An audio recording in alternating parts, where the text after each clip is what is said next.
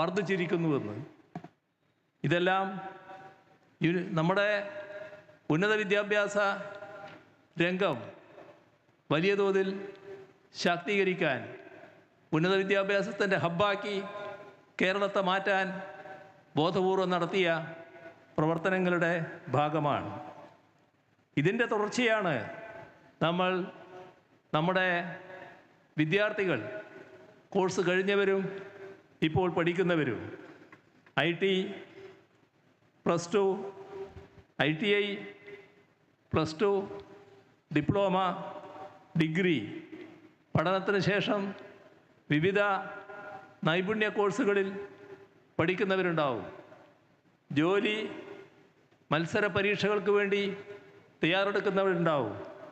അങ്ങനെയുള്ള യുവജനങ്ങൾക്ക് നാം വലിയ തോതിലുള്ള സാമ്പത്തിക സഹായം ഈ അടുത്ത ദിനം പ്രഖ്യാപിച്ചത് നിങ്ങളുടെ ശ്രദ്ധയിൽപ്പെട്ടിട്ടുണ്ടാകും. നമ്മുടെ സംസ്ഥാനത്ത് 5 ലക്ഷം യുവതി യുവാക്കൾ 18 വയസ്സ് മുതൽ 30 വയസ്സ് വരെ പ്രായമുള്ളവർ ഇതിന് അർഹതയുള്ളവരായിട്ടുണ്ട് എന്നാണ് കണക്കാക്കിയിട്ടുള്ളത്. പ്രതിമാസം 1000 രൂപ വീതം ധനസഹായം നൽകാനാണ് സർക്കാർ തീരുമാനിച്ചിട്ടുള്ളത്. ആർദ്രം മിഷനിലൂടെ നമ്മുടെ ആരോഗ്യരംഗം വലിയ തോതിൽ മാറി വരികയാണ്.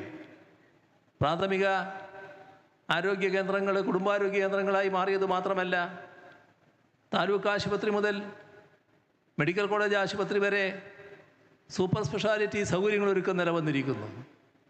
മെഡിക്കൽ കോളേജ് ആശുപത്രികൾക്ക് പ്രത്യേക മാസ്റ്റർ പ്ലാനും തയ്യാറാക്കുന്നു.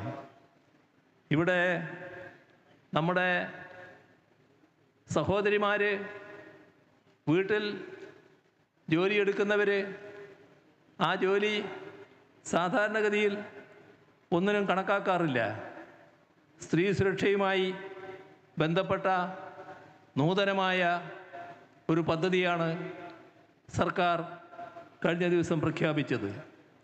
സാമൂഹ്യക്ഷേമ പദ്ധതികളിൽ ഗുണഭോക്താക്കളല്ലാത്ത ട്രാൻസ് വുമൺ അടക്കമുള്ള പാവപ്പെട്ട കുടുംബങ്ങളിലെ സ്ത്രീകൾക്ക് എല്ലാ മാസവും സാമ്പത്തിക സഹായം ഉറപ്പാക്കുന്ന പദ്ധതിയാണത്. 35 മുതൽ 60 വയസ്സ് വരെയുള്ള സ്ത്രീകൾക്ക് പ്രതിമാസം 1000 രൂപ വീതം നൽകുന്ന സ്ത്രീ സുരക്ഷാ പെൻഷൻ നടപ്പാക്കുകയാണ്. ഇന്നത്തോടുകൂടി അത് നടപ്പാകുമെന്ന് നേരത്തെ സർക്കാർ പ്രഖ്യാപിച്ചു കഴിഞ്ഞു. ഇതിനകത്ത് 31,34,000 സ്ത്രീകൾ വരുമെന്നാണ് സർക്കാർ ഇപ്പോൾ കണക്കാക്കിയിട്ടുള്ളത്. ഇവിടെ നാടിൻ്റെ വികസനവുമായി ബന്ധപ്പെട്ട കാര്യങ്ങൾ പറഞ്ഞാൽ, ദേശീയപാത വികസനം ഇപ്പോൾ യാഥാർത്ഥ്യമായി കഴിഞ്ഞു. ഈ ഡിസംബറോടുകൂടി ദേശീയപാതയുടെ നല്ലൊരു ഭാഗം പൂർത്തിയാവുകയും ജനുവരിയിൽ അത് ഉദ്ഘാടനം ചെയ്യുകയും ചെയ്യുമെന്ന് നേരത്തെ തന്നെ വ്യക്തമാക്കി കഴിഞ്ഞിട്ടുണ്ട്. മറ്റ് കാര്യങ്ങൾ മാർച്ചോടുകൂടി പൂർത്തിയാക്കാനാവണം എന്ന നിർദ്ദേശവും നമ്മുടെ നാഷണൽ ഹൈവേ നൽകിക്കഴിഞ്ഞിട്ടുമുണ്ട്.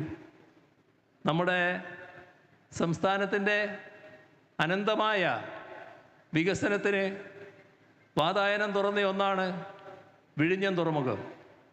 അതിൻ്റെ ഭാഗമായി നാം നടപ്പാക്കുന്ന ഇവിടുത്തെ റോഡ്, ആ റോഡിൻ്റെ നിർമ്മാണം അടുത്ത ഡിസംബറോടുകൂടി ആരംഭിക്കാൻ കഴിയുമെന്ന്, അതിൻ്റെ നടപടിക്രമങ്ങൾ പൂർത്തിയാക്കാൻ കഴിയുമെന്ന്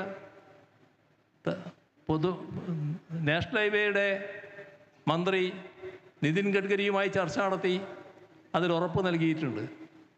അതിൻ്റെ ഭാഗമായി ആ റിംഗ് റോഡിൻ്റെ സമീപ പ്രദേശങ്ങളിൽ 3000 ഏക്കറോളം സ്ഥലം ഏറ്റെടുക്കാനാണ് സർക്കാർ ഉദ്ദേശിക്കുന്നത്. അതിൻ്റെ ഭാഗമായി വരാൻ പോകുന്ന ഒട്ടേറെ വികസന പദ്ധതികൾ നമ്മുടെ നാടിൻ്റെ മുഖച്ഛായ തന്നെ മാറ്റാൻ ഉതകുന്നതായിരിക്കും. ഇവിടെ ഉപേക്ഷിച്ചു പോയ ഗെയിൽ പൈപ്പ് ലൈൻ പൂർത്തിയാക്കാൻ കഴിഞ്ഞു.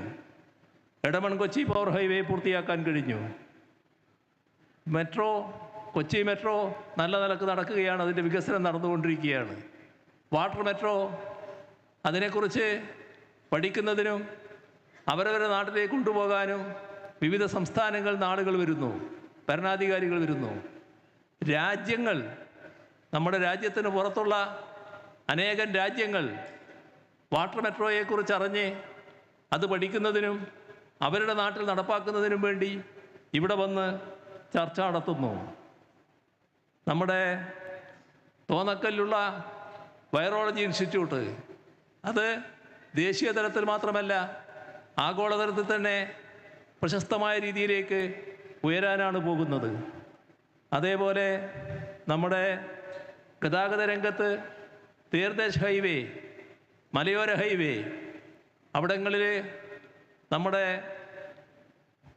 കിഫ്ബിയുടെ ഫണ്ട് ഉപയോഗിച്ച് 10,000 കോടി രൂപയാണ് നമ്മുടെ സംസ്ഥാനം ചെലവിടുന്നത്. ഇങ്ങനെയുള്ള ഒരുപാട് വൻകിട പദ്ധതികൾ നമ്മുടെ നാട്ടിലെ ഗതാഗത സൗകര്യം വലിയ തോതിൽ വർദ്ധിച്ചിരിക്കുന്നു. കിഫ്ബി വലിയ തോതിൽ നാടിൻ്റെ അഭിവൃദ്ധിക്ക് വേണ്ടിയുള്ള ഇടപെടലാണ് നടത്തിക്കൊണ്ടിരിക്കുന്നത്. 2016 കിഫ്ബിയെ പുനർജീവിപ്പിക്കുമ്പോൾ അന്ന് 50,000 കോടി രൂപയുടെ വികസന പ്രവർത്തനങ്ങളാണ്, പശ്ചാത്തല സൗകര്യ വികസന പ്രവർത്തനങ്ങളാണ് ലക്ഷ്യമിട്ടിരുന്നത്. എന്നാൽ 21 50 62,000 കോടി. ഇപ്പോൾ അത് 90,000 കോടി. എവിടെ തിരിഞ്ഞു നോക്കിയാലും അവിടെയെല്ലാം കിഫ്ബിയുടെ സാക്ഷ്യപത്രങ്ങൾ കാണാമെന്ന നിലനാട്ടിൽ നമ്മുടെ സ്കൂളുകൾ, നമ്മുടെ ആശുപത്രികൾ, നമ്മുടെ റോഡുകൾ, പാലങ്ങൾ, ഈ അടുത്ത കാലത്ത് കേരളത്തിൽ 150 പുതിയ പാലങ്ങൾ തന്നെ ഉദ്ഘാടനം ചെയ്യപ്പെട്ട് കഴിഞ്ഞിട്ടുണ്ട്. ഓരോ പാലത്തിൻ്റെയും അനുഭവം വലിയ തോതിൽ ജനങ്ങൾ തടിച്ചു കൂടുന്നു എന്നുള്ളതാണ്. ഇങ്ങനെയുള്ള ഒട്ടേറെ കാര്യങ്ങൾ. വയനാട് തുരങ്കപാതയുടെ ഉദ്ഘാടന ചടങ്ങിന് ചെന്നപ്പോൾ നാടാകെ അവിടെ ഒഴുകിയെത്തിയ അവസ്ഥയായിരുന്നു. ഇതുപോലുള്ള അനേകം പദ്ധതികളാണ് നമുക്ക് നടപ്പാക്കാൻ കഴിയുന്നത്. ഇത്തരം കാര്യങ്ങൾ ഇന്ന് സങ്കല്പങ്ങളല്ല, കൺമുന്നിലുള്ള യാഥാർത്ഥ്യങ്ങളായി മാറിയിരിക്കുകയാണ്. ഇവിടെ നമ്മുടെ പൊതുമേഖലാ സ്ഥാപനങ്ങൾ നേരത്തെ വിറ്റഴിക്കാൻ ശ്രമിച്ചവരുണ്ടായിരുന്നു. എന്നാൽ ഇപ്പോൾ നല്ല രീതിയിൽ ആ സ്ഥാപനങ്ങൾ അഭിവൃദ്ധിപ്പെടുന്നു, ലാഭകരമാകുന്നു. കേന്ദ്ര സർക്കാർ വിറ്റഴിക്കുന്ന സ്ഥാപനങ്ങളെ അടക്കം നാം ഏറ്റെടുത്ത് അത് വിലക്ക് വാങ്ങി അടക്കം നമ്മൾ നല്ല രീതിയിൽ മുന്നോട്ട് കൊണ്ടുപോകാൻ ശ്രമിക്കുകയാണ്. നമുക്ക് ഒരുപാട് വെല്ലുവിളികളാണ് ഈ കാലഘട്ടത്തിൽ നേരിടേണ്ടതായി വന്നത്. വലിയ പ്രളയം, മഹാമാരി, അങ്ങനെ പലതും. ഇതിൻ്റെയെല്ലാം പ്രതിസന്ധികൾ നമ്മെ തകർത്ത് കളയുമായിരുന്നു. ആ ഘട്ടത്തിൽ നമുക്കാവശ്യമായ സഹായം ലഭിച്ചില്ല എന്നത് നമ്മുടെ ഒരു ദുരനുഭവമാണ്. ഏത് നാടിനും ഇത്തരം ഘട്ടങ്ങളിൽ കേന്ദ്ര സർക്കാരിൽ നിന്നും ആവശ്യമായ സഹായം ലഭിക്കണം. പക്ഷേ നമുക്ക് നേരെ വിപരീത അനുഭവമാണ് ഉണ്ടായത്. വിശദമായ കാര്യങ്ങളിലേക്ക് പോകുന്നില്ല. എന്തുകൊണ്ടാണ് മറ്റു കാര്യങ്ങളിലേക്ക് ഞാൻ പോകാത്തത്? നമ്മുടെ നാട് തകർന്നു പോകുമോ എന്ന ആശങ്ക ഉയർന്നു വന്ന വിവിധ ഘട്ടങ്ങൾ. പക്ഷേ നമുക്ക് തകരാൻ പറ്റുമായിരുന്നില്ല. നമുക്ക് അതിജീവിച്ചേ മതിയാകുമായിരുന്നുള്ളൂ. നമുക്ക് മുന്നോട്ട് പോയേ മതിയാകുമായിരുന്നുള്ളൂ. അതിൻ്റെ ഭാഗമായുള്ള ഇടപെടലുകളാണ് നാം നടത്തിയത്. നാം പുറകോട്ട് പോയില്ല. ഈ കാണുന്ന എല്ലാ നേട്ടങ്ങളും ഇത്തരം പ്രതിസന്ധികളെല്ലാം അതിജീവിച്ചു കൊണ്ട് തന്നെയാണ് നമുക്ക് നേടിയെടുക്കാൻ കഴിഞ്ഞത്. ഏറ്റവും ഒടുവിൽ വയനാട് മുണ്ടക്കൈ ചൂരൽമല ദുരന്തം ആ മുണ്ടക്കൈ ചൂരൽമല ദുരന്തത്തിൽ നമുക്ക് ലഭിക്കേണ്ട സഹായങ്ങൾ ലഭിച്ചില്ല. പക്ഷേ സർക്കാർ ഒരു കാര്യം ഉറപ്പിച്ചു പറഞ്ഞു, അവിടെയുള്ള ദുരന്തബാധിതരായവരെ വലിയ തോതിൽ പുനരധിവസിപ്പിക്കും. ആ പുനരധിവാസ നടപടികൾ ഫലപ്രദമായി മുന്നോട്ട് പോകുന്നു. ഇന്ന് നവംബർ 1, അടുത്ത മാസം ഡിസംബർ, പിറ്റത്തെ മാസം ജനുവരി. ആ ജനുവരിയിൽ അവിടെയുള്ള പ്രഖ്യാപിച്ച ടൗൺഷിപ്പ് പൂർത്തിയാക്കി ആ വീടുകളിൽ ആളുകളെയും കുടുംബങ്ങളെയും താമസിപ്പിക്കുമെന്നതാണ് ഞങ്ങൾ കണ്ടിട്ടുള്ളത്. ഇതാണ് കേരളം. ഒരു പ്രതിസന്ധിക്കും നമ്മെ തകർക്കാനാവില്ല. കാരണം നമ്മുടെ നാടിൻ്റെ ഒരുമയും ജനങ്ങളുടെ ഐക്യവും. അതിനു മുന്നിൽ ഒരു പ്രതിസന്ധിയും തടസ്സമല്ല. നമ്മുടെ മുന്നിൽ അസാധ്യമായ ഒന്നുമില്ല എന്നതാണ് നാം ഈ ഓരോ ഘട്ടത്തിലും തെളിയിച്ചിട്ടുള്ളത്. പക്ഷേ ഫെഡറൽ തത്വങ്ങൾക്ക് വിരുദ്ധമായ രീതിയിലുള്ള സമീപനം സ്വീകരിക്കുന്ന കേന്ദ്ര ഗവൺമെൻറ്റിൻ്റെ ഇത്തരം പ്രവൃത്തികൾ നല്ല രീതിയിൽ തുറന്നു കാട്ടപ്പെടേണ്ടതായിട്ടുണ്ട്. ഇത് ഒരു നാടിനോടും ചെയ്യാൻ പാടില്ലാത്ത നടപടിയാണ് എന്നത് നാം ഓർമ്മിപ്പിക്കേണ്ടതായിട്ടുണ്ട്. മറ്റ് കൂടുതൽ കാര്യങ്ങളിലേക്ക് ഞാൻ ഈ ഘട്ടത്തിൽ കടക്കുന്നില്ല. ഇന്ന് നാം ഇവിടെ പ്രഖ്യാപിച്ച അതിദാരിദ്ര്യ നിർമ്മാർജ്ജനം കേരളം ലോകത്തിന് മുന്നിൽ വെക്കുന്ന ജനപക്ഷ ബദൽ വികസന മാതൃകയുടെ വിജയമാണ്. അതാണിതിൻ്റെ പ്രത്യേകത. നമ്മുടെ ബദൽ നയം എങ്ങനെയെല്ലാം ജനപക്ഷമാകുന്നു, ജനപക്ഷ വികസനമാകുന്നു എന്നതിൻ്റെ ഉദാത്തമായ തെളിവായിട്ടാണിത് മാറുന്നത്. നവ ഉദാരവൽക്കരണ നയങ്ങൾ രാജ്യത്ത് അസമത്വം വർദ്ധിപ്പിക്കുകയാണ്. സമ്പത്ത് ചിലരുടെ കൈകളിൽ മാത്രം കുന്നുകൂടാൻ ഇടയാക്കുന്നു.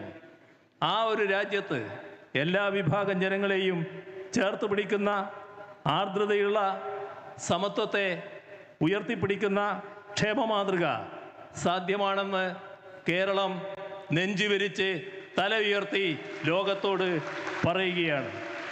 ഇത് കേവലമായ സർക്കാരിൻ്റെ നേട്ടമായി ഞങ്ങൾ കാണുന്നില്ല. എല്ലാ പ്രതിസന്ധികളെയും ഐക്യത്തോടെ നേരിട്ട നവകേരളത്തിനായി നിലകൊണ്ട ഈ നാട്ടിലെ എല്ലാ വിഭാഗം ജനങ്ങളുടേതുമാണ് ഈ നേട്ടങ്ങൾ. തൻ്റെ അയൽ വീട്ടിലെ അതിദരിദ്ര കുടുംബത്തെ കണ്ടെത്തിയ കുടുംബശ്രീ പ്രവർത്തകയുടേതാണ് ഈ വിജയം. അവർക്ക് മരുന്നെത്തിച്ച സന്നദ്ധ പ്രവർത്തകൻ്റേതാണ്. ഈ ജനകീയ യജ്ഞത്തിൽ പങ്കാളികളായ ഓരോ ഉദ്യോഗസ്ഥൻ്റേതാണിത്. എല്ലാറ്റിനുമുപരി സർക്കാരിൽ വിശ്വാസമർപ്പിച്ച നിങ്ങൾ ഓരോരുത്തരുടേതുമാണ് ഈ വിജയം. നമ്മുടെ ലക്ഷ്യം ഇവിടെ അവസാനിക്കുന്നില്ല. അതിദാരിദ്ര്യ നിർമ്മാർജ്ജനം ഒരു അവസാനമല്ല, ഒരു തുടക്കമാണ്. ആകസ്മികമായ പ്രതിസന്ധികളിൽ അകപ്പെടുന്നവർക്ക് പോലും സുരക്ഷിതത്വം ഉറപ്പാക്കുന്ന സമ്പൂർണമായ ഒരു സാമൂഹിക ഘടന സൃഷ്ടിക്കുക എന്നതാണ് നമ്മുടെ ആത്യന്തികമായ ലക്ഷ്യം. ഈ ജനകീയ ബദൽ ഇതൊരു നയമാണ്. ഒരു തടസ്സവുമില്ലാതെ തുടരേണ്ടത് ഈ നാടിൻ്റെ അനിവാര്യതയാണ്. ആ നവകേരളം യാഥാർത്ഥ്യമാക്കാൻ കേരള ജനതയാകെ ഞങ്ങളോടൊപ്പമുണ്ട് എന്ന ഉറച്ച വിശ്വാസം ഞങ്ങൾക്കുണ്ട്. നാടിനെ വിഭജിക്കുന്ന, പിന്നോട്ട് വലിക്കുന്ന എല്ലാ ശക്തികളെയും ഒറ്റക്കെട്ടായി ചെറുത്ത് കൂടുതൽ ഐശ്വര്യപൂർണമായ സമത്വസുന്ദരമായ ഒരു നവകേരളത്തിനായി നമുക്ക് ഒരുമിച്ച് മുന്നേറാം. എല്ലാവർക്കും ഒരിക്കൽ കൂടി അഭിവാദ്യങ്ങൾ അർപ്പിച്ചുകൊണ്ട് അവസാനിപ്പിക്കുന്നു. ഇനി ഇവിടെ നടക്കാൻ പോകുന്നത് പൊതുജനങ്ങൾക്ക് മുന്നിൽ അതിദാരിദ്ര്യ നിർമ്മാർജ്ജന പദ്ധതിയുടെ റിപ്പോർട്ട് പ്രകാശനമാണ്. ഈ റിപ്പോർട്ട് പ്രിയപ്പെട്ട മമ്മൂട്ടിക്ക് നൽകിക്കൊണ്ട് ബഹുമാനപ്പെട്ട മുഖ്യമന്ത്രി പ്രകാശിപ്പിക്കും.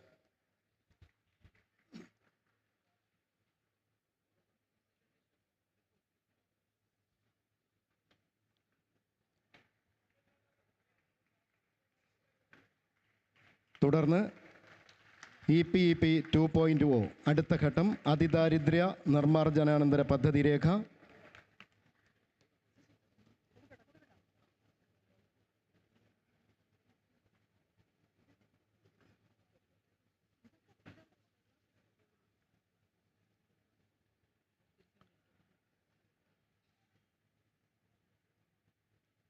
ബഹുമാനപ്പെട്ട മുഖ്യമന്ത്രി state planning board vice chairman Shri VK Ramachandran അവർക്ക് കൈമാറും.